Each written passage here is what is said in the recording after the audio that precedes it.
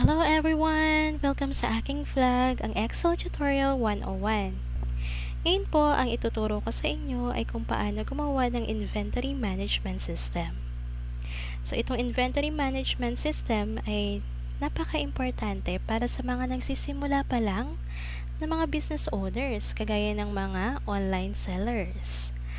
So, di ba dapat, kung halimbawa nag-start pa lang tayo, kung ano yung resources na nasa atin na mas makakatipid tayo, yun muna yung gagamitin natin. Kaysa naman bibili tayo ng isang mahal na device or mga equipment, hindi pa nga tayo tumutubo. So, dito, kung gusto nyong matutunan yung simpleng paraan ng paggawa ng inventory management system, panoorin nyo lang po hanggang sa dulo ng aking video. Okay, ngayon simulan na natin. Meron na po akong na-prepare dito na data. So, may tatlong column to.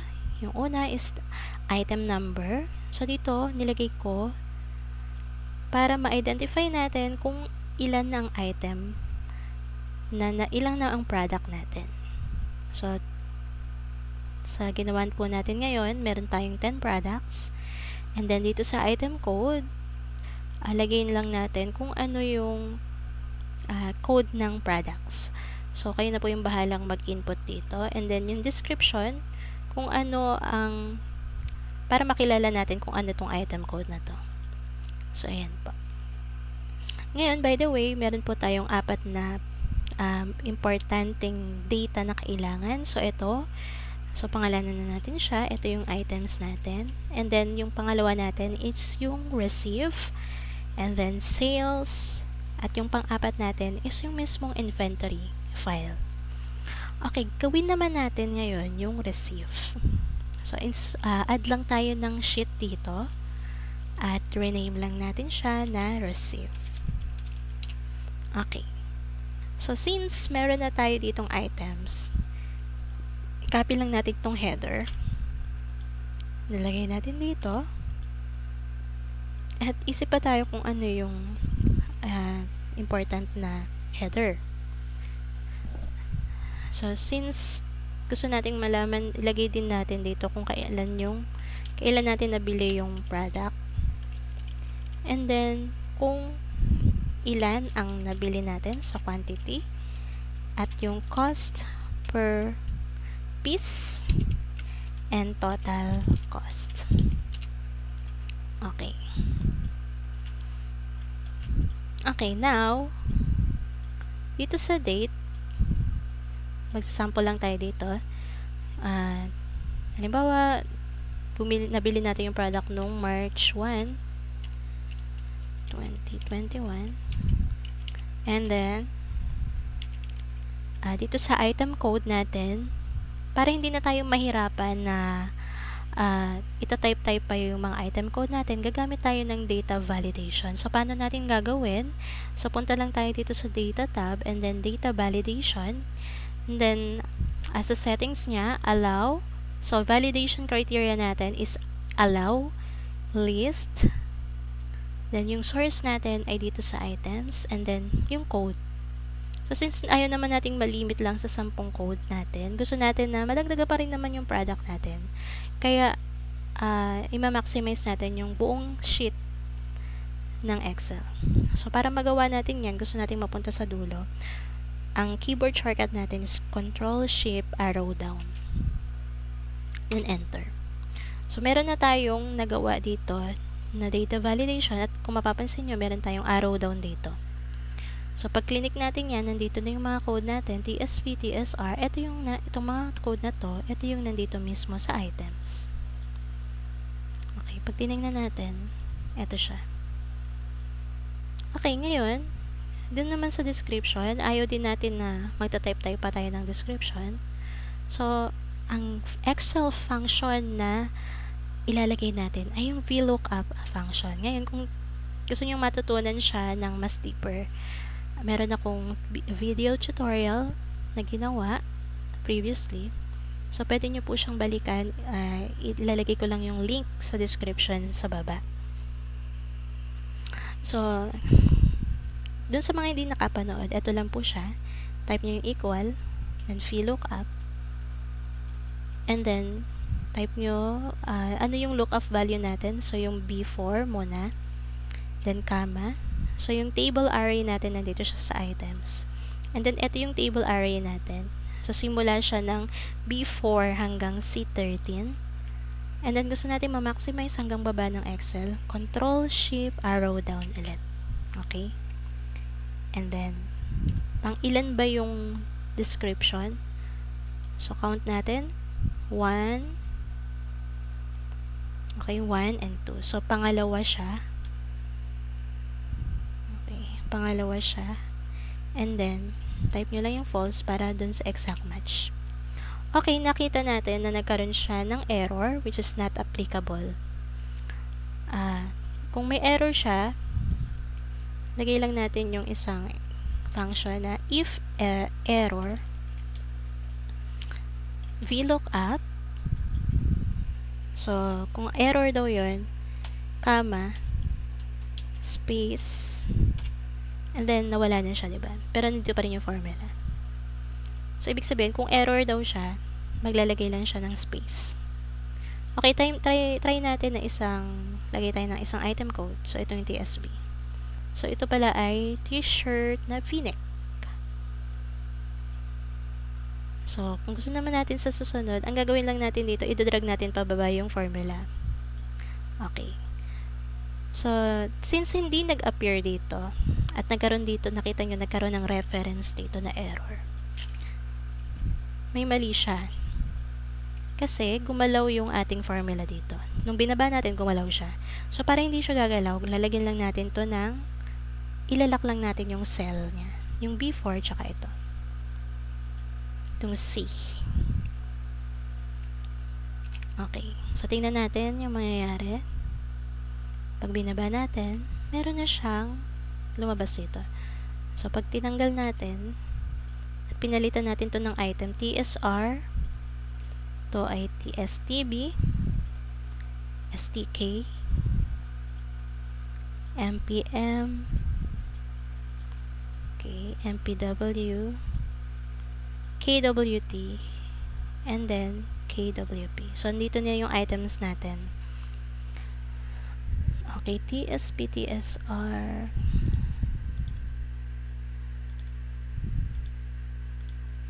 okay, dagdagan pa natin ng okay, and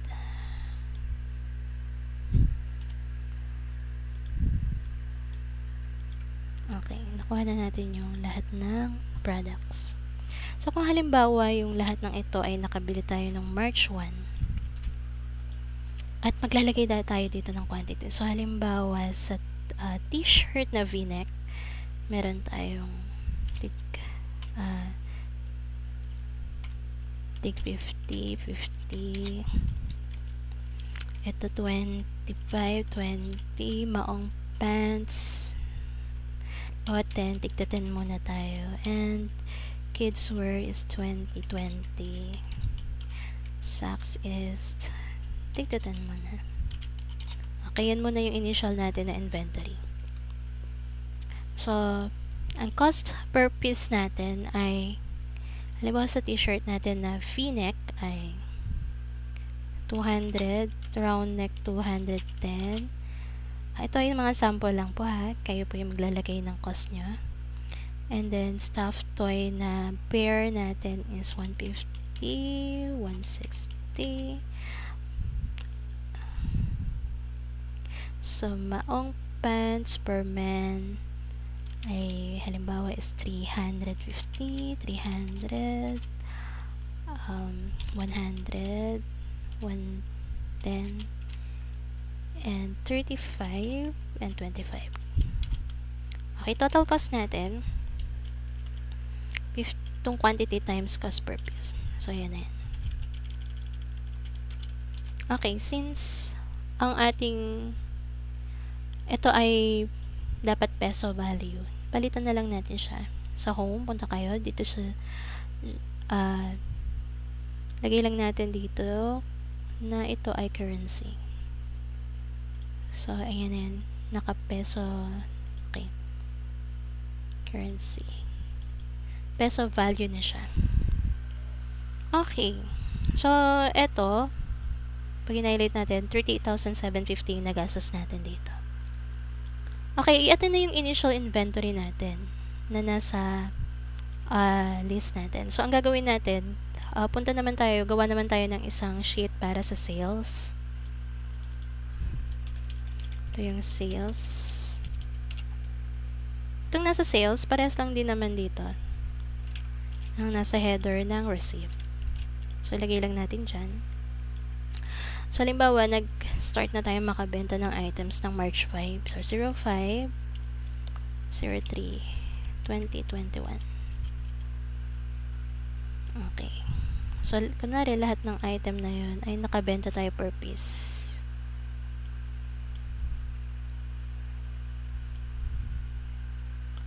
Okay.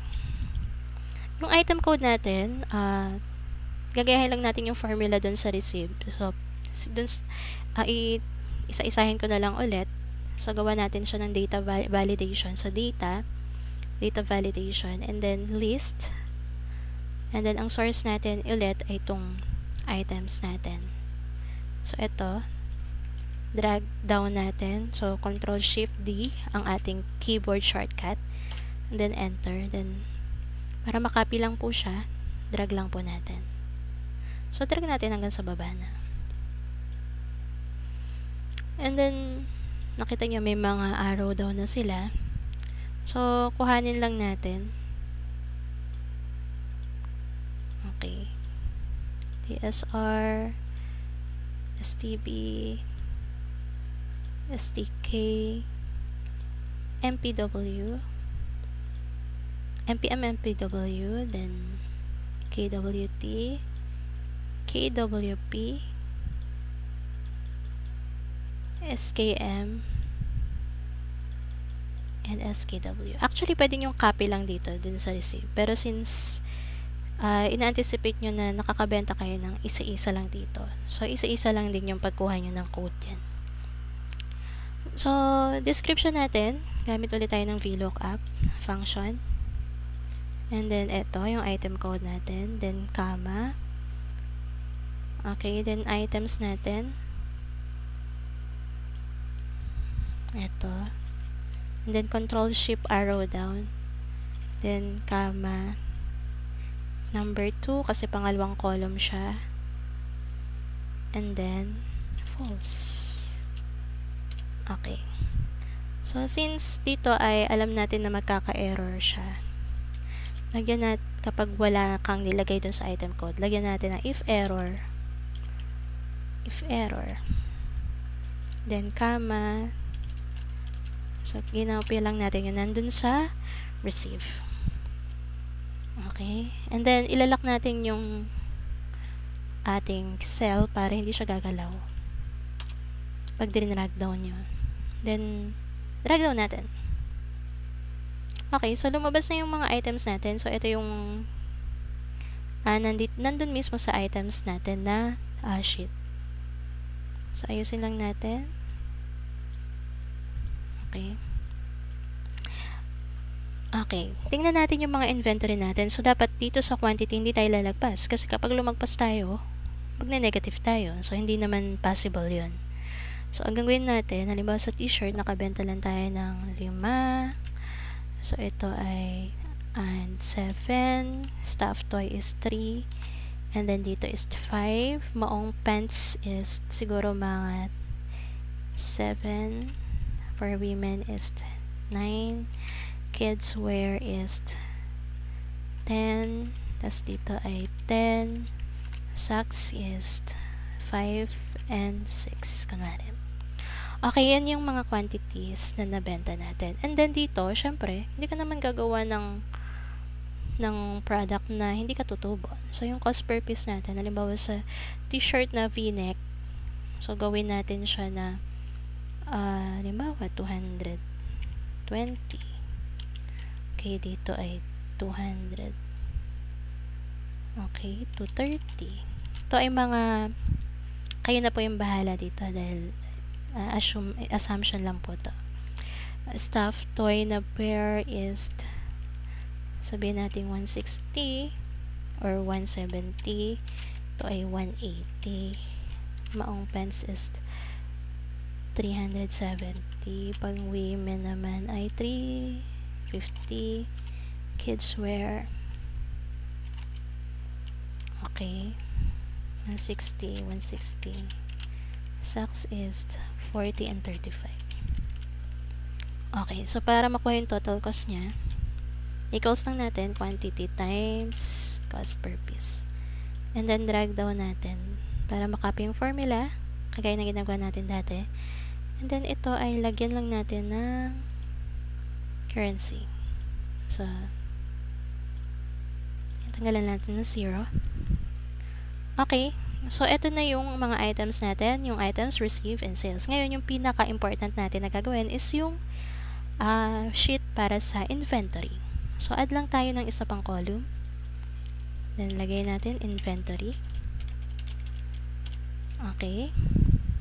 Dito, iba po ang gagawin natin. So, tatanggalin na natin yung date. So, ito, lalabas pa rin siya. Yung item code, description, pasok pa rin siya. And then, ano ba yung importante dito? So, yung importante dito ay yung receive. Yung quantity ng receive, tsaka quantity ng sales. Okay. So, ito yung quantity ng receive at sales.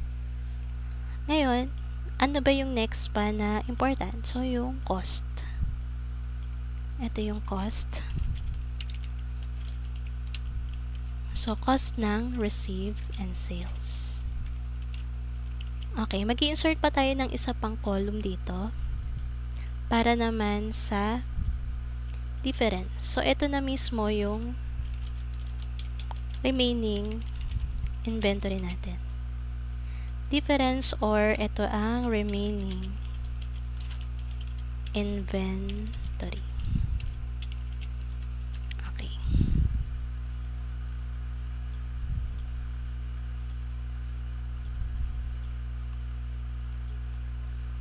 Ayan. So, nagawa na natin yung, lagyan lang natin siya ng mga border para mas malinaw. Merge. Para medyo presentable naman tayo. Okay. Ayan. So, ang gagawin natin dito,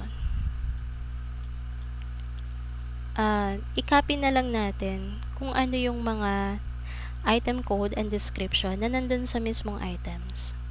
So, since nandun na siya sa items, equals na lang natin. Okay. Lagay para din tayo dito ng number. So, ito yung number.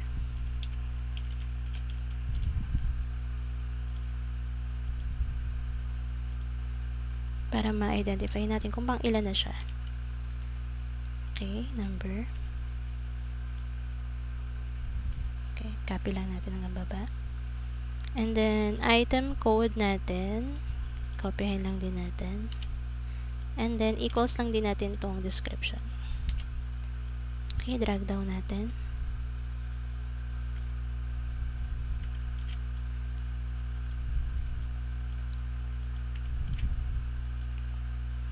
Drag down. Okay. So, ito na po ang initial na mga products natin. So, meron tayong 10 and then item code and description.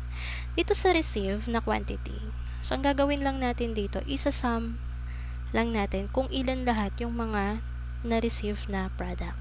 So, dun sa quantity. So, ang gagawin lang natin, equals sum if. So, nagtahanap siya ng range. So, dito tayo sa receive na range. So, yung item code na lang yung gawin natin. Okay, ngayon, since medyo, sabi ko nga, ayaw natin mag-limit lang doon, at marami pa naman tayong mabebenta, i-drag down lang natin. Control Shift. So, arrow down. Okay, and then, comma.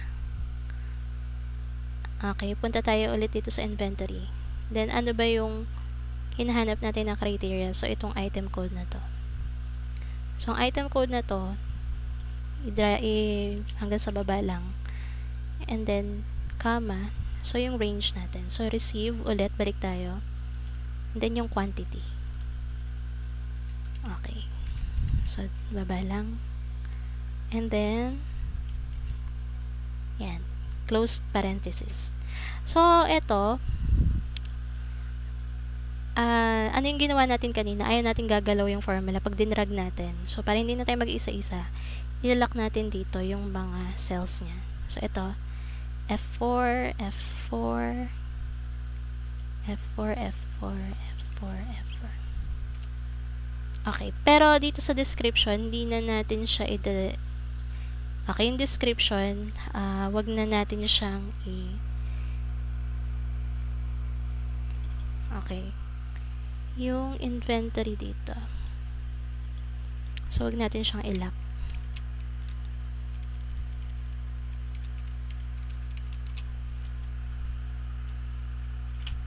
Okay.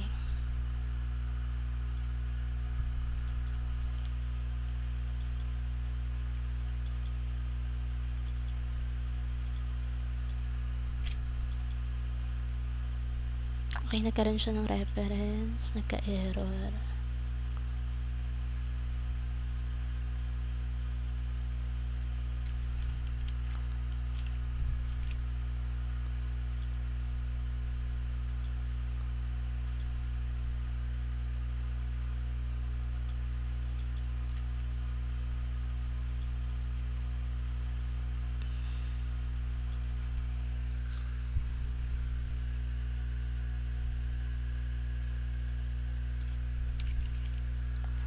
Okay, ulitin natin yung formula. Sum if yung range niya ay yung receive. So, eto siya. Ayan ang baba. So, ang gawin natin, lagyan natin siya ng, para hindi gagalaw, F4, F4. And then, comma. And then, yung kanyang item code, ito yung criteria natin.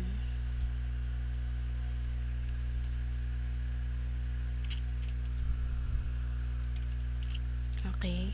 Then, sum range natin. Punta ulit tayo sa receive. So, ito. Hanggang baba. F4, F4. Para hindi gagalaw. Okay.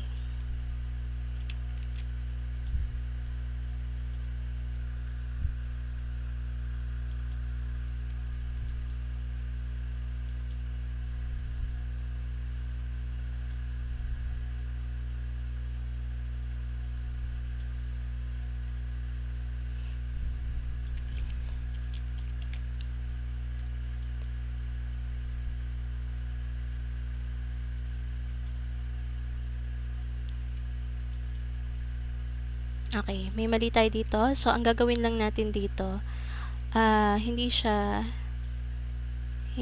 yung inventory. So, ito lang siya. Yan. Okay.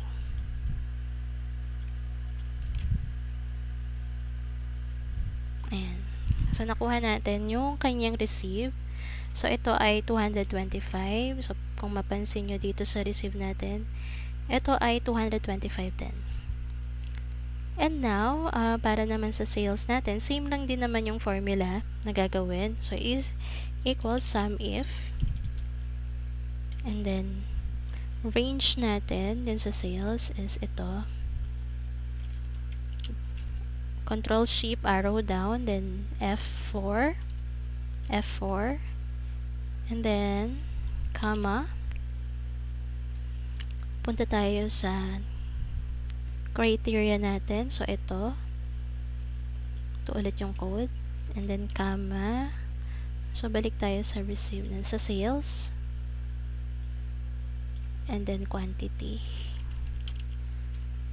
Control Shift down, arrow down, and then F4, F4. and yung closed parenthesis. So, ito na yung kanyang sales. Yung sales natin. So, pag chinek natin dito, 67. Ang data natin dito is 67. Okay, dun sa difference or yung remaining inventory natin. So, ang gagawin lang natin, equals yung receive minus sales. Okay. So, drag down lang natin. So, ito yung remaining inventory natin. Meron tayong 158 na items pa. Okay, dito naman sa cost. So, ang gagawin natin dito, sum if ulit. So, equals sum if. So, ang range ulit natin ay para sa receive ay ito. So, control shift down. Then, F4, F4. And then, comma. Punta tayo sa item code. Ito yung inventory natin. Ito yung criteria. And then, comma. Balik tayo sa receive. And, okay. I-type lang natin tong, since ang hinahanap natin dito ay yung total cost na. Or cost per piece. Okay. So, control shift down. Arrow down, F4, F4. Then, close parenthesis. And then, ito na yung receive. Halimbawa, yung t-shirt na v-neck. Pag tinignan natin dito, kung magkano siya, per piece is 200. So, i-drag down lang natin. So, ito na siya, yung items natin. Yun natin kung tatama. Okay. Okay, sa sales naman natin, sum if ulit. And then, ang kanyang range natin ay sale dito. Control shift down. Again, ilalak natin yung cell. And then, comma. And then, yung kanyang criteria. Then, comma. So, yung kanyang sum range. So, ito siya. Control shift down ulit. Then, F4. F4. Okay. So, ayun po. Nakuha na natin dito. Ito nga pala ay hanggang sa baba yung formula niya. So, double click lang natin para mag-apply sa pinakaibaba pa yung ano. So, kahit na hanggang sa dulo pa yan ng Excel file nyo, na magdagdag kayo ng ng mga items, lalabas pa rin yung, kumbaga mag-automatic pa rin yung ating inventory management.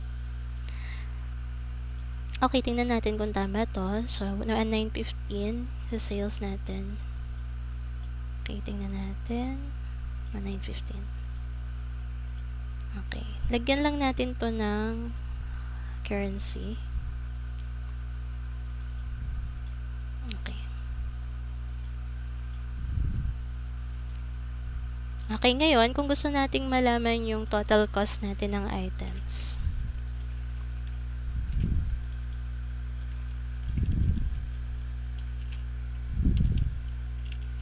So, times lang natin to. Itong receive, okay, itong quantity na receive times to. At sa sales naman, ganun din. Okay, sales. And then drag down. So, ito na yung kung magkano yung total cost natin. So, ito rin naman yung nandito. So, pag tinignan nyo itong receive na column natin, pag tinignan nyo dito, ito rin siya. So, ang total nito is 38,750. So, 38,750 at dito naman 13,470. Sa sales natin, 13,470. So, ito na rin yun. So, ngayon, kung magkano yung kinita natin or tinubo, so, ito na, makikita nyo na mismo dito. Okay, so yan lang po ang aking vlog for today. At sana po ay natutunan nyo po itong video. Ngayon pala, ayusin pala muna natin siya para medyo presentable siya. Lagyan lang natin dito ng okay. Lagyan lang natin dito ng insert lang tayo dito ng text. Okay, word art lang natin. So, inventory management system. Okay, ayusin natin siya. Okay, kung halimbawa ganyan.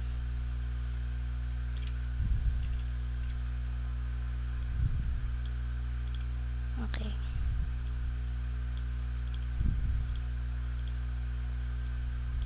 At yung table natin,